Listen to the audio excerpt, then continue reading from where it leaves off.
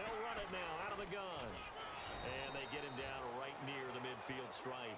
It's a 6-yard gain on the ground, and that'll make it 2nd and 4. A pretty typical Emmitt Smith carry right there, Charles. Sets him up nicely for 2nd down. You would think we would know better having watched him through his entire career. But let's be honest, you thought that was going to be about a 2-yard run, didn't you? I mean, I did. I know I did. And he always turns it into more. Typical, and he keeps his offense on track. It's a 9-yard gain, and it keeps the drive moving. So many teams want to throw the ball in this situation nowadays, but I love watching a team that has enough confidence to go ahead and run the football. In that situation, that's almost a tendency breaker. And he's got the hook up for the first time with Herman Moore. And all the way in for the touchdown. Herman Moore, 40 yards. And his guys are going to add on to their lead. And on that one, able to catch it, also able to have the wherewithal to take it in for the score.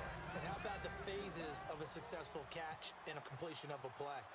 Look the ball in, secure the catch, and then, of course, the run after the catch that ends up in the end zone. That'll be taken in the end zone. And he'll wind up about 4 yards shy of where he would have been if he had taken a knee, as they'll start at the 21-yard line. Now the Patriot offense set to take over again. And last time the turnover on the fumble, and they were in enemy territory, so that had to be very frustrating. Down on the scoreboard here, can't do it again. You nailed every part of what was frustrating. Down on the scoreboard, had a drive.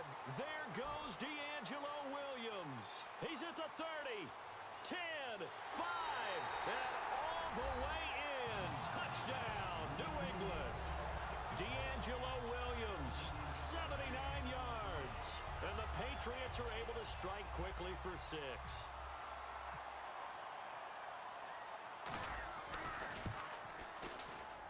And that one makes it 14-7. Now after the touchdown, it's Sturgis to send it away. This is fielded a couple yards deep.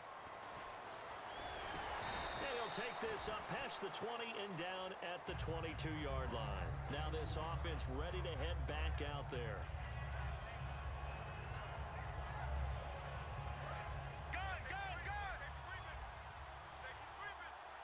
They come up in an empty set. 4 wide receivers, 1 tight end. They'll try a little trickery here on the end around. And he'll go down right at the 30-yard line. 8 yards on the pickup, and now they'll have some options on 2nd and short. Now that's a run that warms a play caller's heart because you're actually set up to do whatever you want on offense. You come right back and run essentially the same play because you have momentum. Or you can fake that running play and throw something deep over the top. Or you now feel like you have an extra down to play with. Because if you go ahead and just throw it and you don't get it, now hold everything here. We're going to get a timeout by the offense. It's just their first, so they'll have 2 remaining here before we get to halftime. They come out 5 wide, 3 of them to the right side. Now a play fake here on 1st down. This one grabbed by A.J. Green. And he'll be taken down, but not before getting this inside the 30. Now whistles come in. We're going to get a timeout here by the offense. So that means they're down to 1 remaining here as we head toward halftime.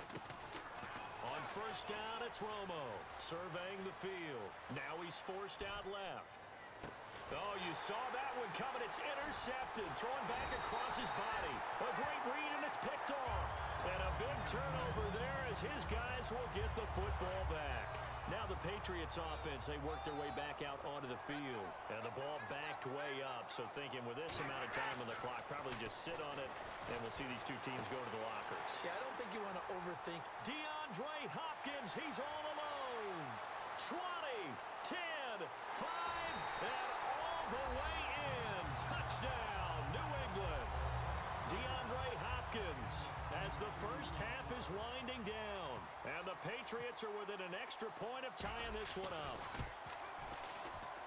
And we've got a good one brewing. We're all knotted up at 14.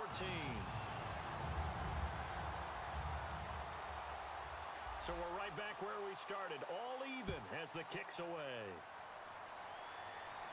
This is fielded a couple yards deep.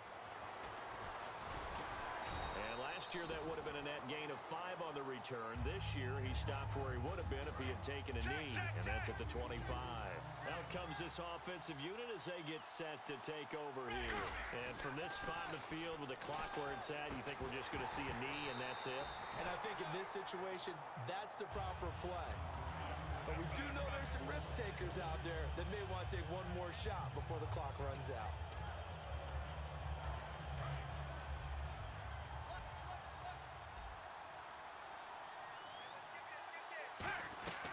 They'll run it now out of the gun. Room here to run. So 2 quarters down, 2 remain. Charles and I return after the break. And we welcome you back live now inside the booth alongside Charles Davis. I'm Brandon Gaudin, set and ready to rock for the 3rd quarter. This is fielded a couple yards deep. And he's able to get it across the 20, but not by much, as he's marked down at the 21-yard line. Out comes the New England offense to see what they can do this time. First half showed us some pretty good offense. Tie game, we'll see what the second half brings. And it'll be interesting because I think both sides feel pretty good about what their offenses are doing. Got to wonder what adjustments are being made defensively to try and get a spark and maybe slow down the other side. But here, do you change up anything on this opening drive? Not offensive. There goes D'Angelo Williams. Past the 20. And all the way in. Touchdown, New England.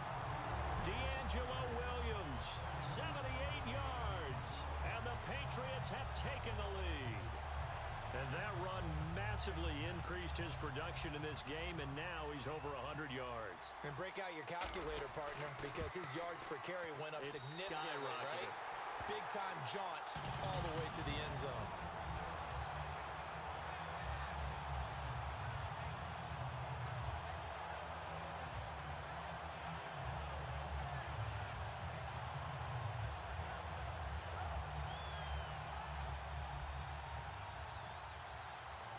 After the touchdown, it's Sturgis to send it away. That's fielded in the end zone. And with a new rule, that decision to bring it out will cost him about 5 yards as he only gets to the 20. A look at the offense now here, coming back out on the road for their first possession of the second half. They trail offense, first time to touch the ball in quarter 3, and we'll see what they can do. And I can't wait to see what they have planned, because some teams script to start a half. Other teams just go, okay, these are the sequence of plays we want to run. These things worked well for us. And sometimes they throw in that big chunk play right away. Shocker. Try and get after them early and try and create a big play to give themselves some momentum. See what they have up their sleeve.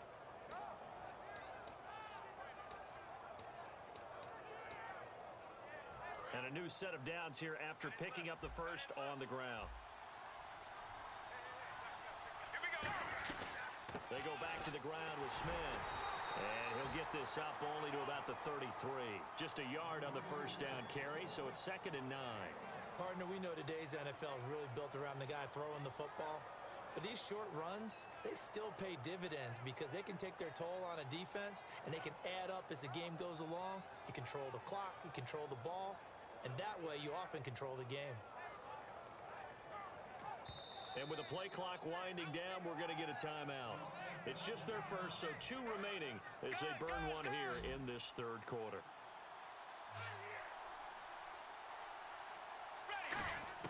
Here's Romo now on 2nd down. Looking for Jones, and it's intercepted. Picked off by Deion Sanders. And his guys are going to take over at their own 48-yard line. The Patriot offense now set to come back out onto the field. And they hit the home run last drive. One play on the ground all the way to the house. Now the defense, maybe they're expecting a run here.